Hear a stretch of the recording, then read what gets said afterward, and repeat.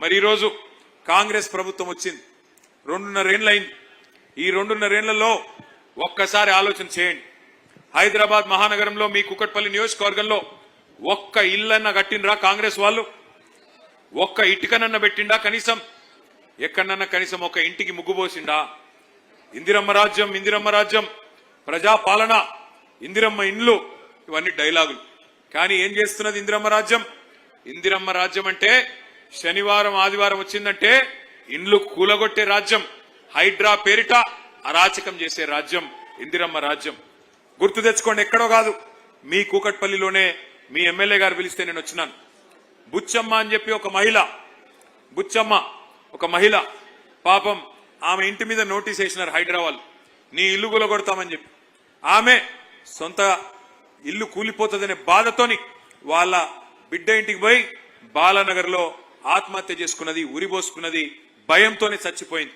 అట్లా ఒక బుచ్చమ్మ గారు కాదు, ఇవాళ రాష్ట్ర వ్యాప్తంగా వేలాది ఇండ్లు, అది ఖమ్మంలో వెలుగుమట్ల కావచ్చు, మహబూబ్ నగర్ లో ఉండే దివ్యాంగుల కాలనీ కావచ్చు, హైదరాబాద్ లో హైడ్రా పేరిట మూసీ పేరిట చేసే అరాచకం కావచ్చు.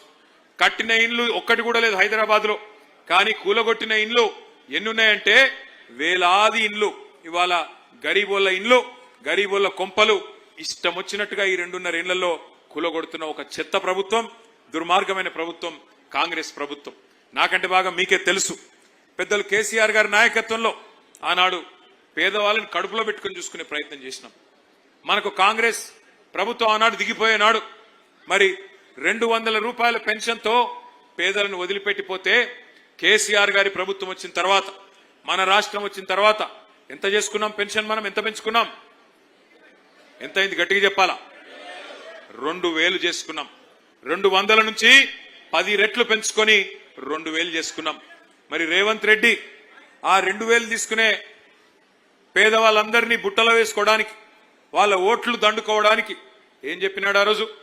అత్తకి 4000, అత్తకి 4000, కోడలికి 2500 అన్నాడు. ఒక్కరికన్నా కనీసం 2.5 ఏళ్ళు అయిపోయింది, ఒక్కరికన్నా 4000 రూపాయలు ఎక్కడన్నా వచ్చినాయా? ఎక్కడన్నా కోడలి పిల్లకి 2500 వచ్చినాయా? నేను మన్నీ మధ్యన మన కార్యకర్త ఒక ఆయన పెళ్లి చేసుకుంటే పెళ్లికి పోలేదు, ఆ తర్వాత సూర్యాపేట పోయినప్పుడు సరే కొత్తగా పెళ్ళైంది కదా ఆశీర్వదిద్దామని వాళ్ళ ఇంటికి పోయినా. ఇంటికి పోతే అత్త కోడలు ఇద్దరు కూడా చాలా కోపంగా ఉన్నారు ఒకరి మీద ఒకరు. నాకు అర్థం కాల, కొత్తగా పెళ్ళైంది అప్పుడేం పంచాయతీలు ఉంటాయని నేను అనుకుని ఆ అత్తమ్మని అడిగిన, ఏం పెద్దమ్మ కోడలి పిల్ల బాగుందా కొత్త కోడలని అడిగిన. ఏం కోడలన్నా వస్తే 2500 తెస్తుంది అనుకున్నా, 2500 లేదు, ఏమీ లేదు, ఉత్త చేతులతో వచ్చిందని ఆమె అన్నది.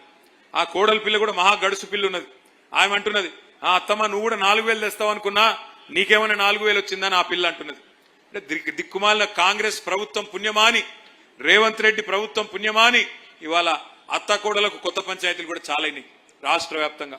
అట్లే అత్త కోడలు ఇద్దరినే కాదు, రాష్ట్రంలోని ప్రతి వర్గాన్ని అబద్ధపు మాటలు చెప్పి, అలవిగాని మాటలు చెప్పి, నోటికొచ్చిన చెత్తవాగుడు వాగి కేసీఆర్ 10,000 ఇస్తే నేను 15,000 ఇస్తా, కేసీఆర్ 2 పంటలకు ఇస్తే నేను 3 పంటలకు ఇస్తా, కేసీఆర్ 24 గంటల కరెంట్ ఇస్తే నేను 48 గంటల కరెంట్ ఇస్తా అని నమ్మబలికి ఓట్లేయించుకొని, ఓడ మీద ఉన్నప్పుడు ఓడమల్లన్న, ఓటుకెక్కినాక బోడమల్లన్న అన్నట్టు ఇవాళ మొత్తం రాష్ట్రంలోని ప్రతి వర్గానికి, ప్రతి మనిషికి శటగోపం పెట్టి మోసం చేసింది కాంగ్రెస్ ప్రభుత్వం.